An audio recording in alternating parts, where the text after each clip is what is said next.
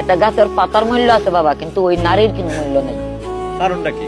কারণ ওই যে স্বামী নাই, আমার ছাতা নাই, একটা তুফান আইলে বামে ধরমু, আবার বামে ডাইনে তুফান আইলে ডাইনে ধরমু, আমার তো ছাতা নাই, একটা গাছ নাই।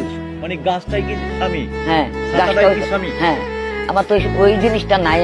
আমার স্বামী নাই দেখে আমার কেউ দেখতে পারে না। ও লাত্তি মারে ওর কাছে যাই, ও লাত্তি মারে ওর কাছে যাই, ও লাত্তি মারে ওর কাছে যাই। স্বামী নাই, আমার কোনো দাম নাই। একটা কুকুরের দাম আছে, কিন্তু বাবা আমার কোনো দাম নাই। কারণটা কি? কারণটা কি যে স্বামী নাই। স্বামী থাকতে কি এটা আপনি বুঝছিলেন? হ্যাঁ, স্বামী থাকতে আমার সবাই আদর যত্ন করছে। ওই স্বামীরও ডাক দিচ্ছে, নিজেরও ডাক দিচ্ছে, আমার মেয়েরাও সবাই কুলে লইছে, আদর যত্ন করছে, চুমা দিছে।